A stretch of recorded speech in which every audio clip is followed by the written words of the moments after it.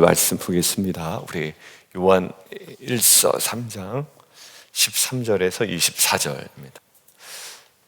어제 본문 있죠? 어제 큐티 본문 잠깐 보겠습니다. 1월 4일에 12절에 이렇게 나와 있네요. 가인같이 하지 말래요. 가인과 아벨이죠. 가인은 동생을 죽였잖아요. 근데 그 사람이 동생을 죽였다. 근데 그거에 대한 이제 주석을 하는 겁니다.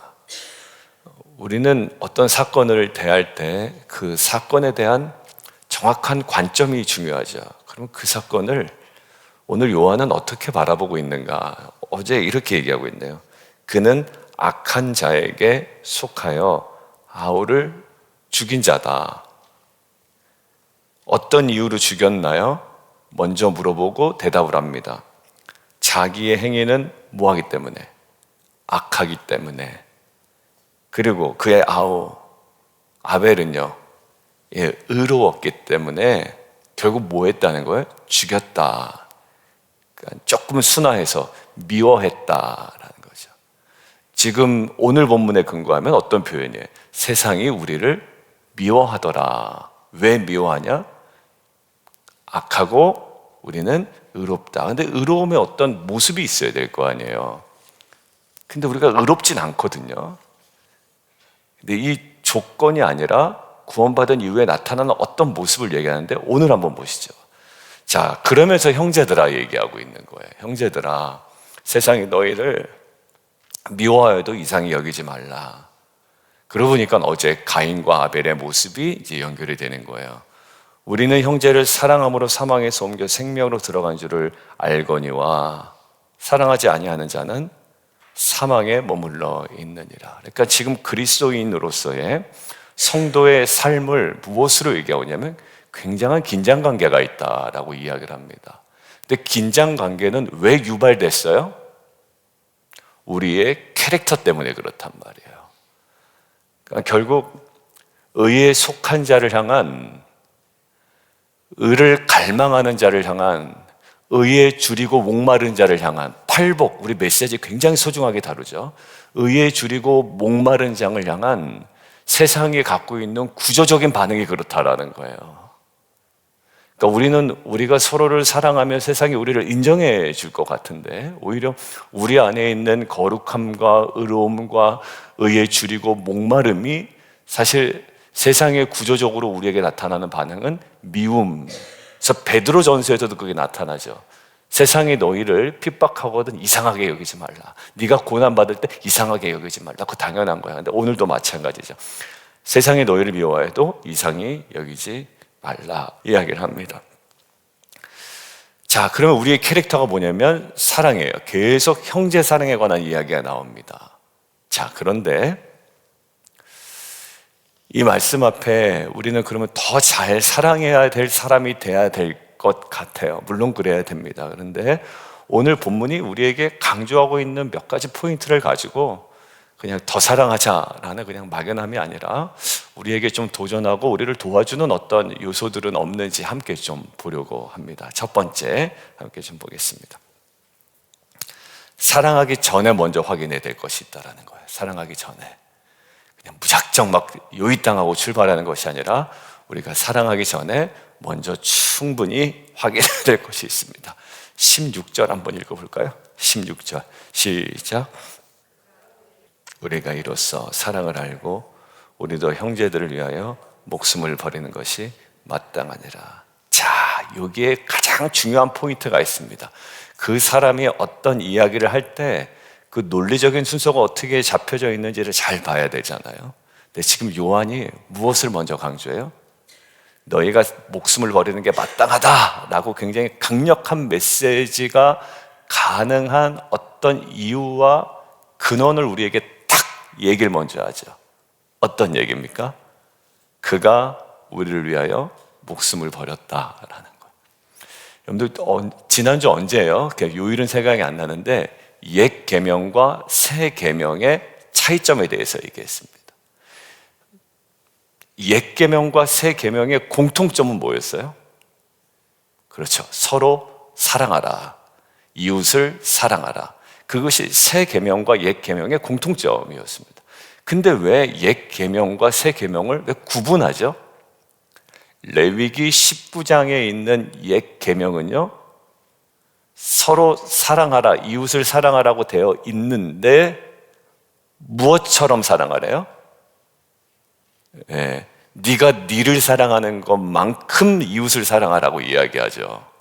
네가 끔찍히 너를 사랑하잖아, 그만큼 이웃을 사랑해라고 이야기합니다. 그런데 신약에 와서 요한복음 13장에 가니까 그게 싹 달라져요.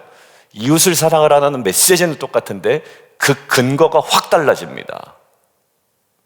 얼마큼 사랑하래요? 예수님 1인칭 화법으로 얘기하면 내가 너희를 사랑한 것처럼 이웃을 사랑하라는 거예요. 그게 왜 그렇게 되냐면 실체가 등장했다라는 거 제가 얘기했죠. 십자가의 사랑이, 십자가의 죽음이라는 이 라이브가 우리 가운데 이제 있단 말이에요.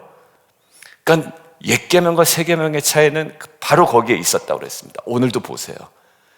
마땅하다라고 이야기하는데요, 거기 근거가 뭡니까? 그가 우리를 위하여 목숨을 버리셨다라는 거예요. 여러분 복음서에 보면 자기에게 돈꾼 사람들 잡아다가 막 돈 끝까지 받으려고 하는 사람, 나중에 엄청나게 큰 일을 당하죠. 왜 그럽니까? 그 사람이 사실 뭐 했던 사람이에요? 용서받았던 사람이었거든요. 근데 그 용서를 잊고 오히려 자신들에게 빚진 자들 애누리 없이 다 받아가려고 은혜에 반하는 행동을 했단 말이에요. 보세요. 분명히 그 사람에게 책망할 이유는 없어요. 왜? 자기에게 돈 꾼 사람 돈 받아가는데 왜 뭐라 그러겠어요? 근데 이 사람은 반드시 어떤 사람이었다? 은혜 받은 사람이었다. 탕감 받은 사람이었다. 너 그러면 안 되지. 여기도 마찬가지입니다. 형제를, 우리를 위하여 목숨을 버리셨다요. 예수님은요, 우리가 사랑할 만해서 목숨을 버리신 경우는 아니거든요. 아직 죄인이었을 때, 로마서 5장, 아직 죄인이었을 때, 아직 준비되어 있지 않을 때, 아직 사랑할 줄도 모르고 사랑이 무엇인지도 몰랐을 때 예수님이 일방적으로 먼저 목숨을 내어 주신 것이 복음이에요. 여러분들, 그래서 우리가 사랑해야 되는 이유는요, 그냥 막연히 그래야 되잖아가 아니라 이미 그 은혜를 받은 자이기 때문에 사랑할 수 있는 힘이 거기에 있는 줄 믿습니다. 너희가 서로 사랑하라, 내가 너희를 사랑한 것처럼. 이게 옛 계명과 새 계명을 나누는 가장 강력한 근거였습니다. 여러분들, 결국 사랑하기 전에 우리가 어디로 먼저 돌아가야 되나요? 십자가로 먼저 돌아가야 돼요. 여러분들, 십자가 없으면 자꾸 공로만, 내가 쟤한테 저런 대우를 받아야 될까라는 생각부터 해서 많은 생각들이 있습니다. 여러분들, 가만히 보시면 베드로가 예수님 3번 부인한 다음에 이제 자기 직업으로 돌아가잖아요. 근데 예수님 나타나셔서 질문하는 게 뭐냐면 네가 나를 뭐 하느냐? 사랑하느냐라는 거예요. 여러분, 베드로가 수많은 일을 감당했어야 되는데 결국 베드로에게 가장 결정적으로 확인되어야 되는 게 있었어요. 정말 그가 주님을 사랑하는지, 그리고 주님이 그를 사랑하는지를, 그 은혜를 정말 누리고 있는지에 관한 내용입니다. 여러분들, 베드로의 사랑은요, 다짐이 아니라 먼저 주신 사랑을 회복하는 자리에서 다시 시작됩니다. 여러분들, 어떻게 베드로가 주님을 사랑할 수 있겠어요? 어떻게 우리가 하나님을 우리의 본성으로 그렇게 사랑할 수 있겠습니까? 우리는 항상 세상을 좋아하거든요. 그런데 그 주님께서 나를 얼마나 사랑하셨는지를 알면 이제 그때 사랑할 수 있게 됩니다. 여러분들, 자녀가 부모 먼저 사랑 안 합니다. 자녀가 부모 사랑 안 해요. 그런데 자녀가 사랑할 수 있는 건 어느 지점일까요? 부모가 나를 정말로 이렇게 사랑했구나. 이거를 깨닫게 될 때 조금 사랑의 흉내를 내기 시작합니다. 그게 성숙해진다, 철든다라는 겁니다. 신앙의 철은 어디서 들까요? 부모의 사랑을 얼마나 중요한지를 깨닫게 되는 거. 야, 이게 장난 아니었구나라는 거예요. 여러분들, 우리가 왜 사랑이 안 되냐면 그 사랑을 잊기 때문입니다.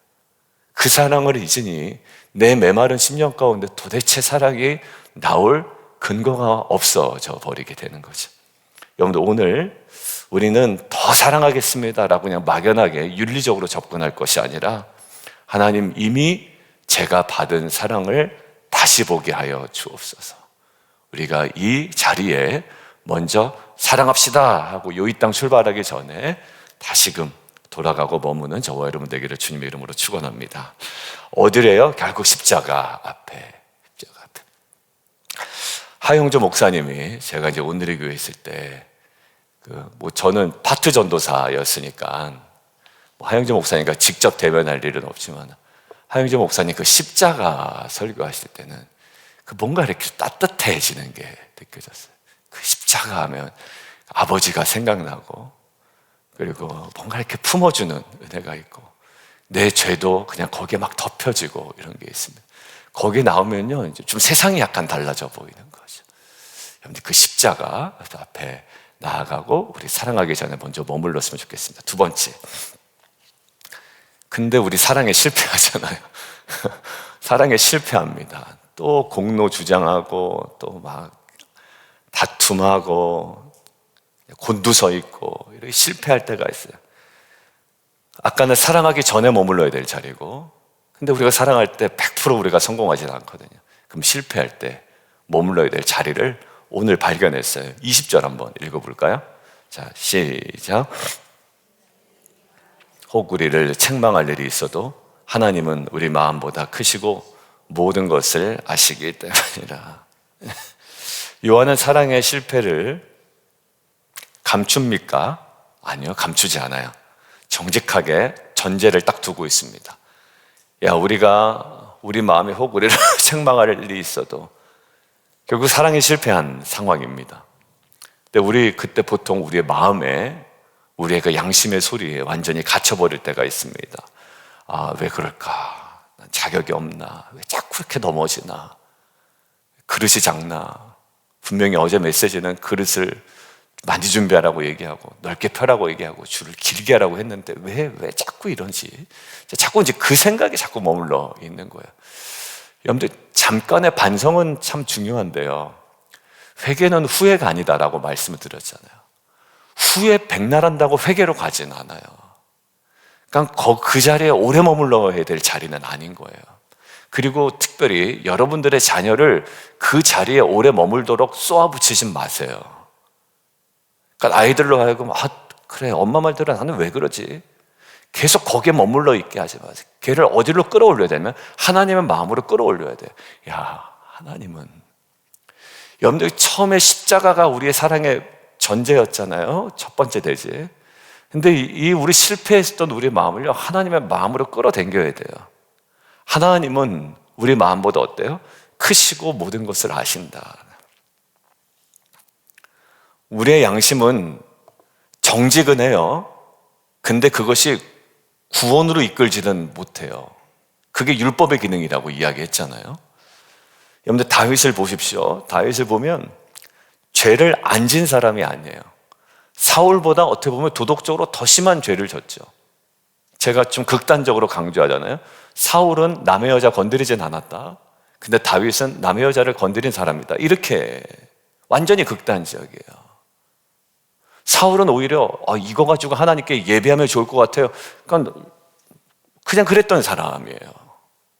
순종이 제사보다 낫습니다. 이런 소리 들었던 사람이지, 다윗과 비교해서는 어찌 보면 도덕적으로 우리가 형량을 비교했을 때 사회법으로 오히려 다윗이 더 중한 죄를 정했죠. 근데 다윗은요 합리화에 머물지 않아요. 그리고 막 심하게 자책, 물론 후회는 합니다. 그런데 뭐라고 하냐면 하나님이 주의 인자를 따라 내 죄를 지워주십시오라고 해요. 저 면목도 없지. 아니요, 다윗은요 하나님의 마음을 아는 자였다고요. 여러분, 우리가 자꾸 거기에 머물다 보면 한 발짝도 다시 못 나가요. 그래 안 된다, 나는 역시 안 된다, 맨날 이런 여기는 여러분들 우리가 머물 자리가 아니에요. 다윗처럼 하나님이 주의 인자를 따라 내 죄를 지워주십시오.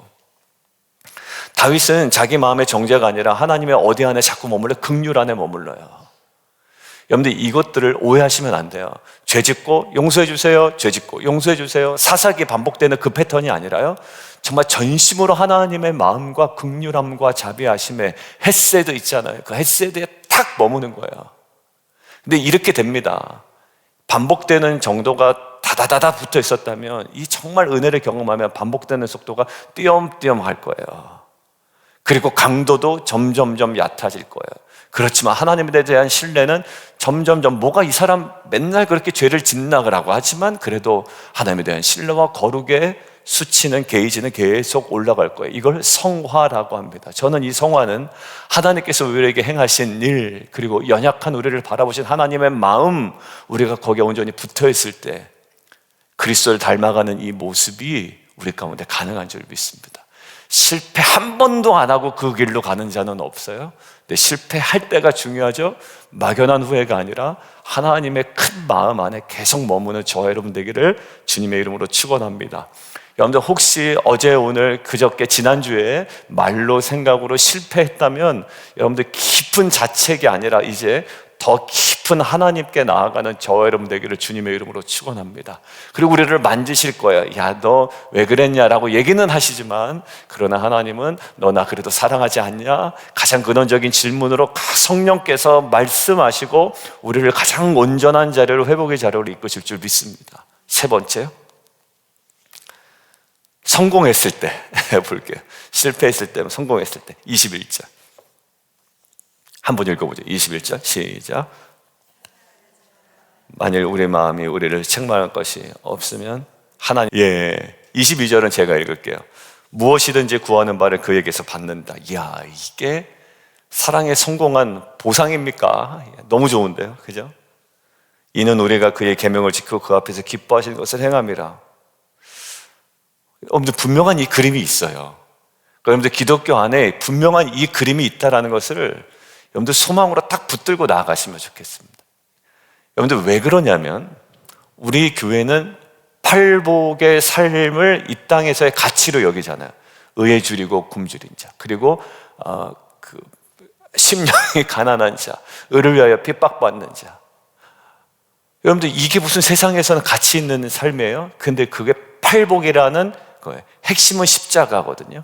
근데 우리가 십자가의 길을 걸어갑시다라고 할 때 맨날 나는 져야 되냐, 고생해야 되냐, 무너져야 되냐, 찍소리도 못해야 되냐, 이런 식이거든요. 근데 잘 보세요.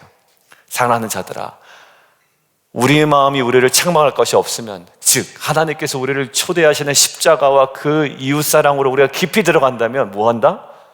담대함을 얻을 뿐만 아니라 구하는 바를 받는다. 그러니까 우리는 맨날 고생하냐, 맨날 그 사람 앞에 그냥 업신여김을 당해야 되냐라는 표면적인 것만 보지만, 하나님은 그거 그냥 두시겠냐, 우리 사랑하는 자녀를 라고 이야기하시는 거예요. 여러분들 결국 사랑의 열매는요, 예수님 보세요. 예수님도 십자가 달려 돌아가셨잖아요. 그때는 얼마나 무시당했습니까? 유대인들에게 침뱉음을 당하고 조롱을 당하고 채찍을 맞고, 내려와봐, 내려오면 내가 믿을게, 얼마나 조롱을 당하셨어요. 근데 우리가 빌립보서에 보면 그런 주님을 하나님이 어떻게 높여? 지극히 높여, 그의 이름을 지극히 높이셨다고 했잖아요. 예수님이 구하지 않은 바까지 그의 정말 온전한 영광을 십자가에서 드러냈죠. 저와 여러분이 감당하는 그 사랑의 수고가 하나님께서 그 삶 속에 열매 맺게 하시는 귀한 영적인 터전과 밭이 될 줄 믿습니다. 오늘도 낙심하지 마시고 그 길을 걸어가시면 좋겠습니다.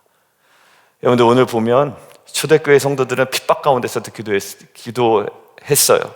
왜 그러냐면 그 안에 사랑이 있었습니다. 주님을 향한 사랑이 있었고 영혼을 향한 사랑이 있었어요. 여러분들 그 사랑으로 간구하고 이 간구하는 것들에 대한 열매들이 하나하나씩 나타나기 시작합니다. 여러분들 부모에게 사랑받는 아이들 가만히 보면 부탁하는 걸 두려워하지 않아요. 우리 첫째 저기 뒤에 와 있지만 첫째보다 둘째보다 막내가요, 부탁의 정도와 강도와 내용이 엄청 달라요. 막내는 당연한 것처럼 그때 얘기했잖아. 파슬리, 아빠 파슬리 좀 사다 줄 수 있어. 뭐 해야 된다는 거야. 근데 큰애는 되게 부탁할 때 조심스럽게 부탁해요. 다 좋은 모습이죠. 다 좋은 모습. 여러분들 결국 거절당할까 봐 걱정하지 않고요. 왜요? 관계가 안전하기 때문입니다. 여러분들 그러면서 이제 첫째도 둘째도 막내도 이제 조금씩 대화하고 관계 맺고 부탁하고 이야기하는 것, 이제 더욱더 넓어지고 있는 것 같아요. 여러분들 보면 제가 이 하나님께서 원하시는 이 사랑에 대해 헌신한 자에게 하나님께 주시는 이 채워주심이 있다고 그랬잖아요. 근데 제 마음에 어떤 생각이 들었냐면 남편을 향한 내용이었어요. 남편을 할 때 아내 어떻게 알아요? 아내 엄청 아끼고 사랑을 하는 거예요. 근데 그거 안 하면 어떻게 된대요?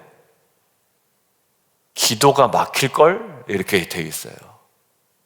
그러니까 요게 딱 연결이 되는 거예요. 남편한테 얘기하죠. 그게 남편들이 좀 그런가 봐요. 그러니까 성경에도 그거 너 제대로 하지 않으면 너 기도한다고 해도 기도가 막힐 거야. 약간 오늘이죠. 만약에 마음이 우리를 책망할 것이 없으면 담대함을 얻고 구하는 바를 받나니 라는 거죠. 여러분들 결국 여러분들 요즘 기도가 조심스러워지고 자꾸 담대함이 사라지고 있다면 그 자리에서 무엇을 점검해 보면 좋겠냐면 사랑을 한번 점검해 보십시오. 내가 이웃을 사랑하고 있는지, 아니 하나님의 사랑의 근거의 이웃을 사랑하는데 내가 정말 거리낌이 없는지, 뭔가 기도 가운데 담대함이 사라지고 기도가 자꾸 조심스러워지고 내가 선포하는 기도가 예전에 있었는데 그 선포하는 기도마저도 내 안에 자꾸 나오질 않고 이런다면 제일 먼저 사랑을 점검해 보십시오. 결론입니다. 사랑은요 증명해야 될 의무가 아니에요. 구원을 위해서 내가 이러니 내가 구원받을 수 있는 자격이 있습니다 라고 증명해야 되는 의무가 아니라 끝까지 계속 머물러야 되는 자리인 줄 믿습니다. 오늘 우리를 막 쏘아붙이지 않아요. 근데 먼저 확인하라고 얘기합니다. 사랑하기 전에 십자가 앞에서 먼저 확인하고 실패하면 어떻게 해요? 돌아와라 나에게. 그리고 그 안에 머물면 담대함을 주겠다고, 그리고 응답을 주겠다고 말씀을 하십니다. 잘 해내야 하는 시험이 아니라 거하는 겁니다. 이 사랑에 정말 저와 여러분이 성공한 하루뿐만 아니라 평생에 하나님을 깊이 사랑하고 그 사랑에 근거한 이웃사랑에 성공하여 구원과 생명을 이 땅 가운데 이뤄내는 저와 여러분 되기를 주님의 이름으로 축원합니다. 우리 함께 좀 기도하겠습니다. 우리 함께 좀 기도하는데요, 이제 말씀을 마음에 품고 이 시간 이제 우리의 입술을 열어 함께 기도하겠습니다. 우리 사랑의 근거 되신 예수 그리스도의 십자가 앞에 다시 서서 기도합니다. 사랑에 실패한 자리에서 이제 스스로의 어떤 그 해결책 없는 내면에 갇혀 있는 것이 아니라 하나님께로 돌아가게 하여 주시옵소서. 그리고 늘 사랑의 근거가 어딘지 알게 하시고 우리를 위하여 목숨을 버리신 그 십자가 앞에 다시 한번 우리가 회복되고 새로워지며 세움받는 이 은혜의 아침 되게 도와주시고, 그리고 그 하나님 앞에 담대함을 회복하는, 그리고 하나님의 그 담대함을 얻을 뿐만 아니라 하나님의 응답을 우리가 누리며 나아가는 귀한 은혜 있게 하여 주시옵소서. 우리 주님 이름 한번 부르고요 함께 기도합니다.